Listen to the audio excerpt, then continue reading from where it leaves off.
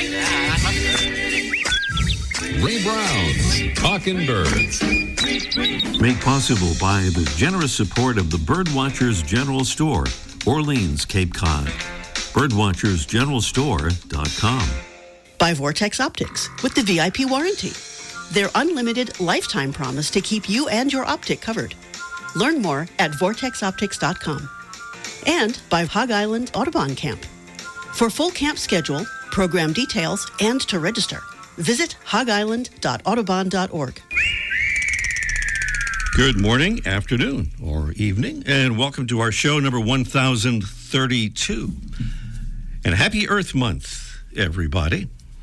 It's April, and a time to celebrate our planet and take action to protect it. Earth Month continues the Earth Day movement, which began in the U.S. in the early 70s. Earth Day this year, by the way, on the 22nd of April.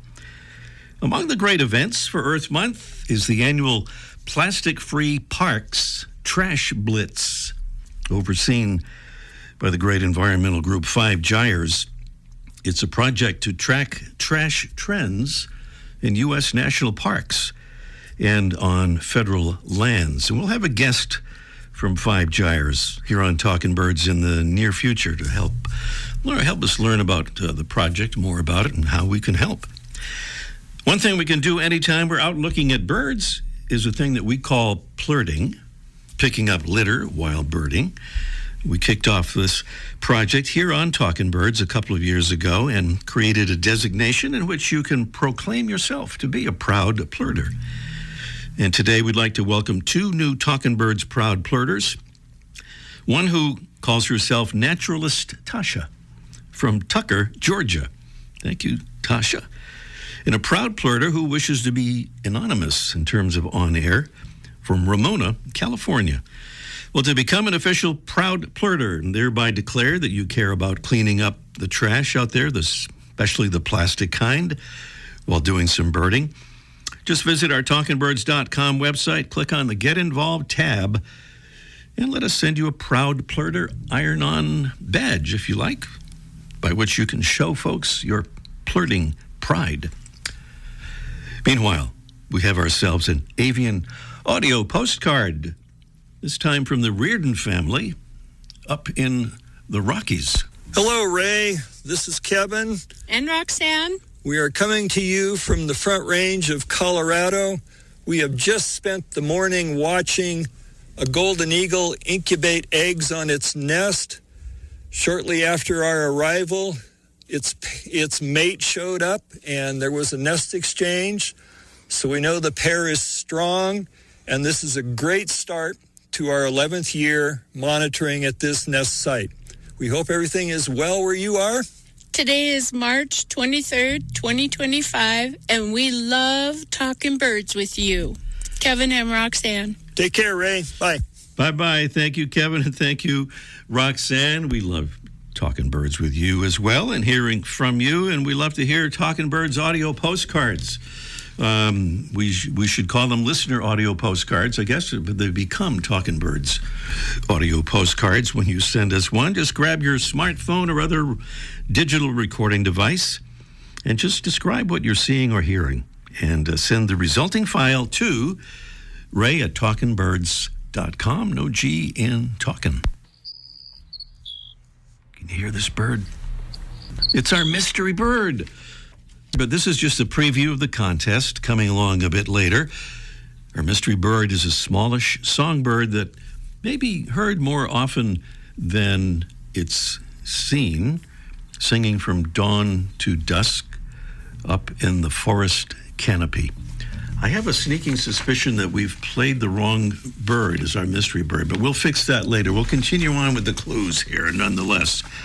In breeding season, our bird, which feeds on insects, especially caterpillars, has an olive green back, whitish coloring underneath, a gray to blue crown, or blue-gray crown, a white eyebrow, and a black stripe through the crimson-colored eye. So we'll have to depend on the description here rather than the sound of this bird, but I'm sure we'll work it out nonetheless. That's our mystery bird. We have fabulous prizes here, including the Brome Squirrel Solution 150 feeder. It's genuinely squirrel proof, and it's easy for you to say, Ray. Yeah, yes. Piece of cake. It's easy to clean. It even features a vented seed tray to keep the seed fresh and dry, and that's important, as we'll learn from Mike O'Connor a little bit later on in the show, quite specifically, as a matter of fact. We also have as a prize a 1-year subscription to the new birding magazine, BWD, founded in 1978 as Birdwatchers Digest. It's back and better than ever. Every issue packed with beautiful photography and illustrations and in-depth articles by renowned experts. So that's another great prize in our Mystery Bird contest. Pay no attention to the sound you heard, just the clues on the contest there. Meanwhile,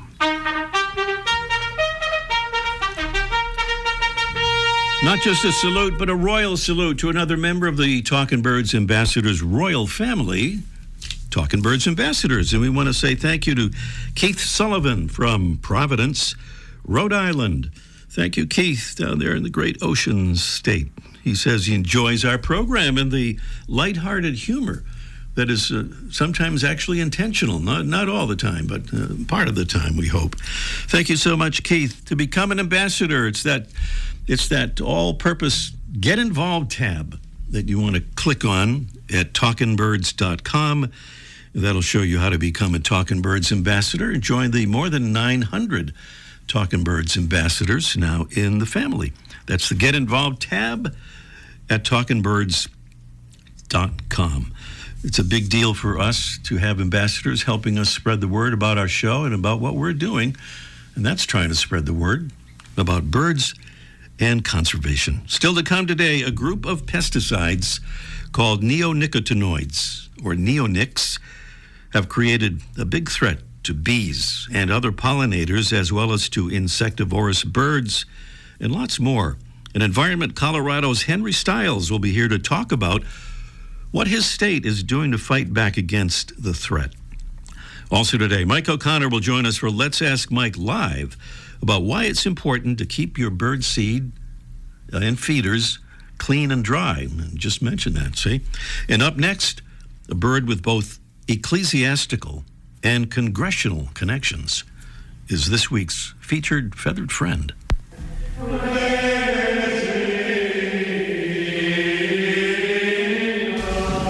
The hearings which begin today in San Francisco are in furtherance of the powers and duties of the Committee on Un-American Activities. Well, how many birds can claim a connection with the Roman Catholic Church and the House Un-American Activities Committee? The former connection tells where the bird got its name, and the latter concerns an incident in 1940 when Whittaker Chambers testified before that committee, claiming that he and Alger Hiss had engaged in espionage against the United States. During his testimony, Chambers said that Hiss enjoyed birdwatching and that he'd once bragged about seeing today's featured bird near the Potomac River in Washington, D.C. Hiss later confirmed the account, causing committee members to become convinced that the two men knew each other, as Chambers had claimed. Chambers escaped punishment as a cooperative witness, but Hiss, the birdwatcher, went to jail. So what is this bird with the Catholic Church and Un-American Activities Committee connections? Well, the answer is revealed by knowing that the bird was named after golden robe-wearing church officials known as the Protonotari. The bird is Protonotarea citria, commonly known as the prothonotary warbler. You can find this bird in spring and summer in wooded, swampy areas. Look for a tiny bird that's mostly yellow with a greenish back, gray wings, and this song.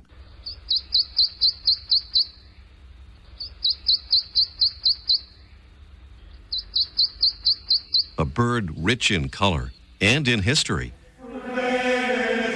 Today's Talkin' Birds featured feathered friend, Protonotaria citria, the prothonotary warbler. That was kind of a featured feathered friend classic there. And welcome again to our show number 1032. Well, Henry Stiles is an advocate for Environment Colorado. He's also the conservation chair of Colorado Field Ornithologists. He came from the world of software engineering and management to environmental awareness and ultimately advocacy through observations gleaned by being a birder.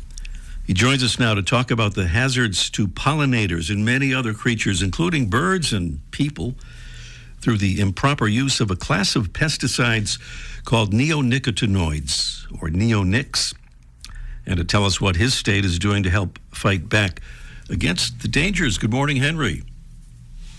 Hi, Ray. Thanks for having me on. I'm a long-time listener. Well, thank you. Thank you for that. I think you told us you're fond of the mystery bird contest. I do like the mystery bird contest, and I think I've got this one figured out, but I won't say it. Well, that's pretty good considering we played the wrong bird song earlier. So that's very good. Very good. That's you get extra points right there. And I think your bird is actually affected by this, our insecticide that we're going to talk about. Yes, the insecticide, neonicotinoids or neonics. Well, Henry, there are many dangerous pesticides out there. Why are neonics so concerning? Well, neonics were developed back in the 90s. They are a neurotoxin, meaning they attack the nervous system of insects, target species. Mm-hmm. But they are extremely toxic, 1,000 times more toxic than DDTs. Wow. And they last in the environment for a very long time. Mm-hmm.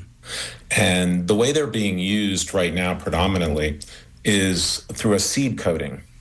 So seeds are coated with this pesticide, the plant is planted, and the pesticide sloughs off into the soil, and it's eventually brought up by the plant through the root system.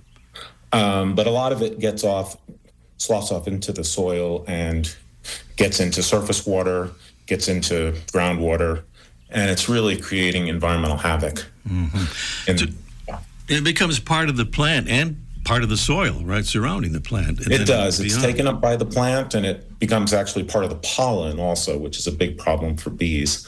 We've seen dramatic declines in bee populations. In my state, the western bumblebee is down 72%, really hurting those species. And now it's become clear that they're affecting birds as well, particularly the grassland birds and the aerial insectivores are really affected by these neurotoxin pesticides. Mm-hmm.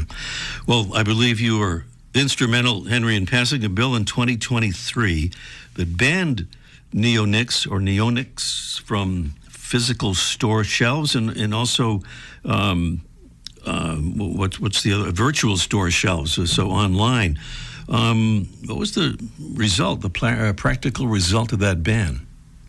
Well, we're seeing a lot less neonics use in Colorado because of that. Environment Colorado worked really hard to campaign to get that bill passed. The result of the bill was that neonics can no longer be sold on retail shelves, brick and mortar, or virtual. So like if you go to Amazon, you'll see that, and you try to buy a neonics pesticide, it will say you can't buy it in Colorado. Several other states have done this as well. But, yeah, I think is it New York and Vermont, I think, right, have taken some action?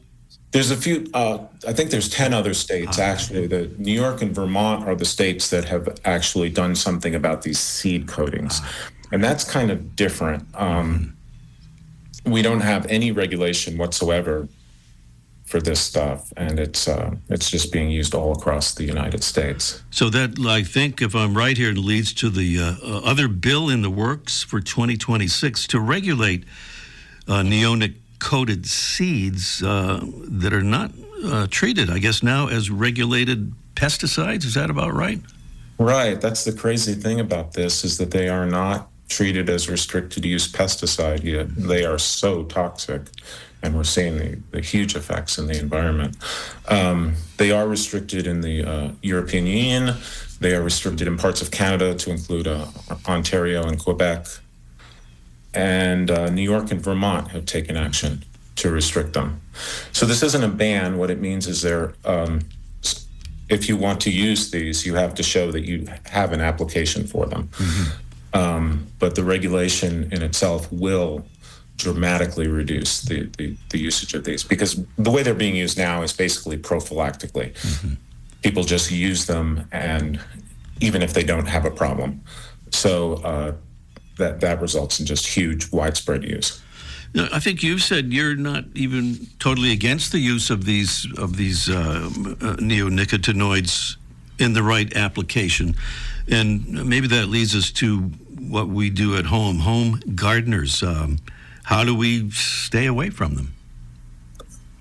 Just look at labels. Of course, if you're in Colorado, you won't be able to buy the pesticide, but outside of Colorado and other states that have taken action, look at the labels. The most widely used pesticide is called imidacloprid. That's the one you want to look out for. There are a couple others, and you can look up on the internet what class of pesticide you have. Just read the ingredients, copy that into Google search, and it'll tell you if it's a neonics. And stay away from those. They're super toxic, usually unnecessary. But what I like to tell people is that if you're needing a pesticide, please consider if you have native plants in your garden or your yard. Native plants and insects have evolved together for thousands of years where you live, and they do just fine. Usually when a pesticide is needed, it's because people are planting things that shouldn't be grown where they're growing them. I just want to make a quick mention. Our friend Dr. Jim Randolph was on with us a couple of weeks ago. He's a veterinarian and an avid birder, talking about flea and tick spray and flea collars. He was approaching it with the idea that if birds grab fur from your pets that have been treated this way, it can be problematic in the nest. But I didn't realize certainly that neonics were involved in these things as well. And his recommendation was to give your birds or your pets oral medicine to get away from those neonics. That makes a lot of sense. I was just talking to a colleague at Audubon, and she was telling me how this is a big problem that people give their pets. They treat their pets' fur with this with the insecticide, and then they'll groom their pets outside, and big pieces of fur will be left around. Birds will pick that up for nesting, and it poisons the birds, the chicks. So, that is a very big concern. I do think there are other alternatives to using that flea medication, and talk to your vet and ask if there is something else you can use besides neonics. You can find out more about Environment Colorado's good work at environmentcolorado.org. That's simple, environmentcolorado.org. We'll also put links up on our Talking Birds website to Henry's campaign article on how neonics are killing Colorado's bees, and that can certainly extend beyond Colorado, I'm sure. We'll also put up a link to info about the good work of the Colorado field ornithologists. Henry, thank you for your good and important work, and thanks for being with us. Thanks, Ray. Great to be here. Henry Stiles here on Talking Birds, and up next, it's our Mystery Bird Contest in just 1 minute. The flutter of a tail feather, the flash of a wing bar in mid-flight. You don't always have a lot of time to identify a bird in nature, let alone to appreciate its beauty. But with Vortex Optics, you'll have the power to bring every wild moment closer. When you choose Vortex, you're choosing to have a partner in the field as passionate about nature as you are. Whether you're spotting old friends on the backyard feeder or packing for a once-in-a-lifetime trip to add a few species to your life list, Vortex offers a full range of optics and optics accessories for every birder and every budget. And whether the birds are taking you to another state or another country, you're always covered by the Vortex VIP warranty, an unlimited lifetime promise to keep you and your optic covered. If you'd like to learn more, or if you need help choosing your next optic, give Vortex a call at 1-800-4VORTEX or visit vortexoptics.com. I think we've got a little workaround here for our mystery bird so that we can get an idea of what this bird sounds like.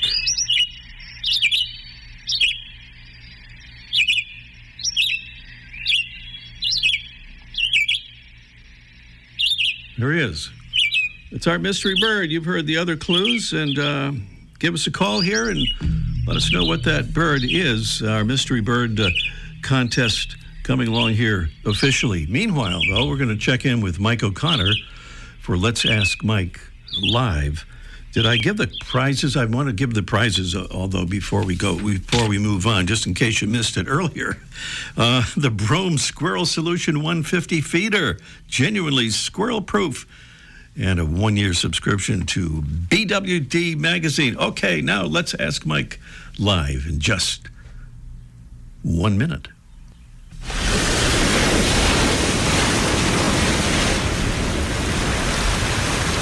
Hog Island Audubon Camp has welcomed nature enthusiasts to its shores since 1936. It's a program of the Seabird Institute, and the island hosts 5-night sessions for adults, teens, and families taught by the world's leading naturalists, ornithologists, and artists. Hog Island campers deepen their relationships with the birds and the ecosystems around them during the island's immersive educational camps. New for the 2025 camp season is Let's Go Birding Together. Scheduled during peak fall migration, this session is a safe space for queer birders to connect with nature and each other while learning ways to foster a similar environment in their community's home. For full Hog Island schedule, program details, and to register, visit hogisland.audubon.org.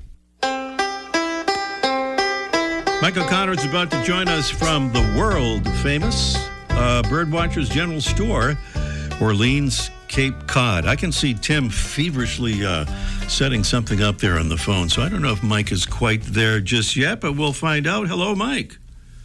I'm here for you, man. I'm there for both of you guys. Even when we're not connected, you still are there. It's amazing how you Hey, that was a great guest. Good job today. That was an excellent guest. I really enjoyed listening. Henry Stiles, great. Yeah, from really Environment good. Colorado. Yeah, and the Colorado Field Ornithologists.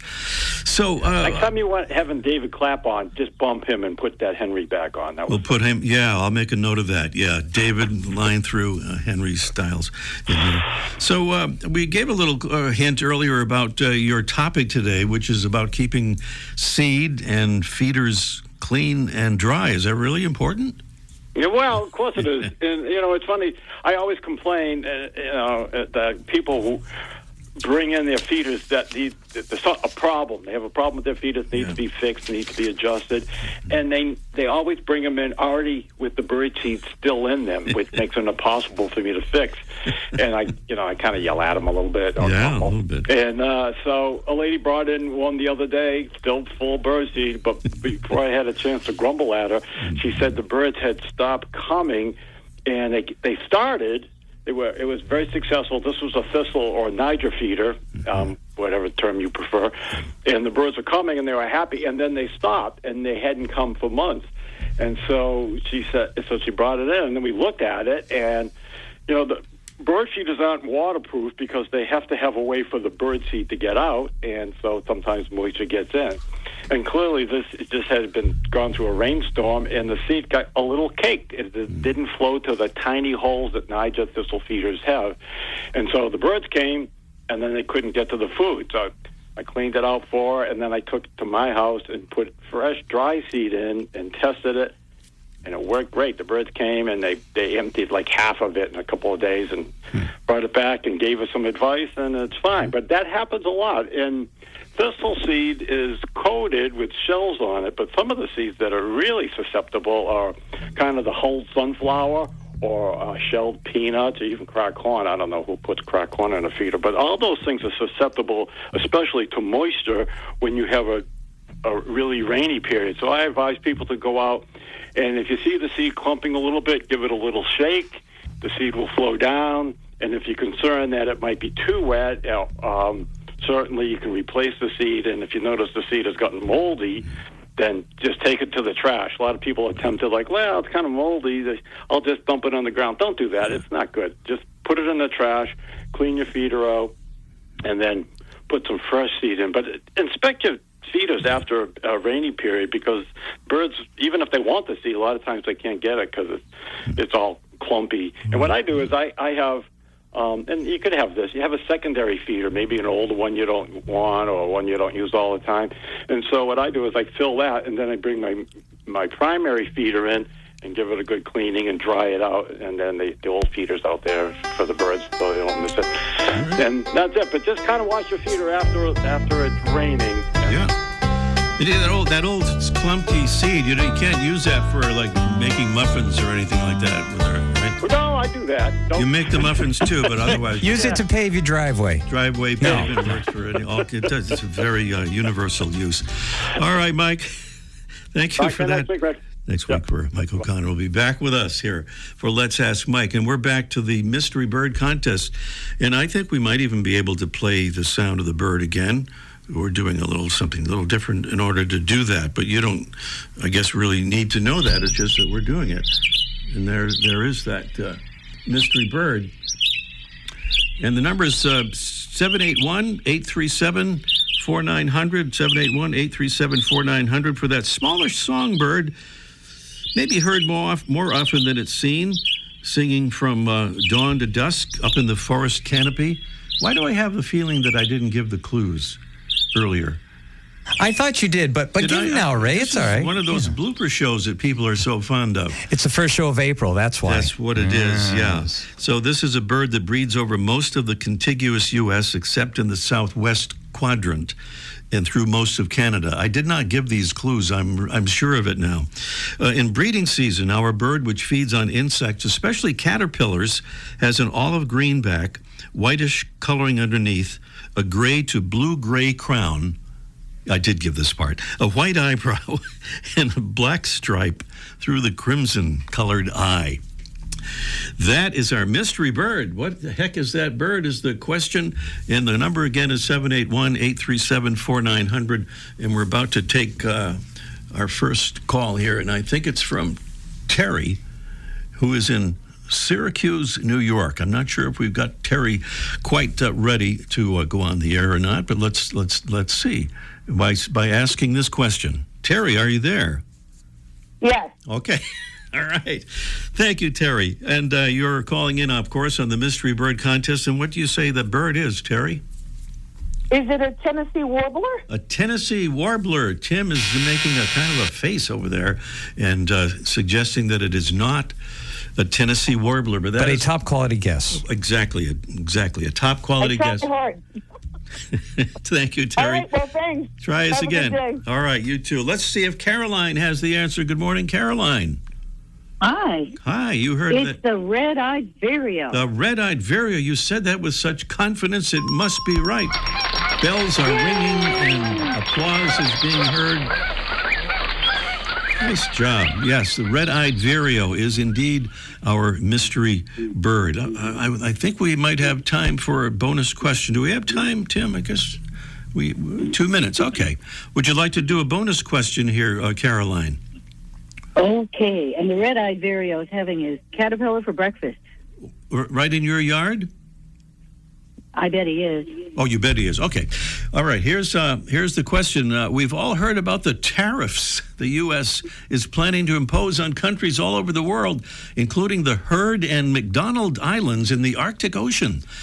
But there's something really unusual about applying tariffs to those two islands. You may have heard about this in the news. Why are these tariffs so unusual? A, because those islands only export products to Europe. B, because they have already established a trade agreement with the U.S. Or C, because they have lots of penguins but no people. Which is it? C. C, they have lots of penguins but no people. Exactly. And with that, we are out of time. Caroline, stay on the line while we wrap up our show. And let me just check our time here. I think we are out of time, aren't we, Tim? Yeah, that is it for this week's The flutter show. of a tail feather. Yeah, that would be the closing of the show. Part of our blooper program today. I like that. Ray Brown's Talking Birds. Made possible by the generous support of the Birdwatchers General Store, Orleans, Cape Cod. Birdwatchersgeneralstore.com. By Vortex Optics with the VIP warranty. Their unlimited lifetime promise to keep you and your optic covered. Learn more at vortexoptics.com. And by Hog Island Audubon Camp. For full camp schedule, program details, and to register, visit hogisland.audubon.org.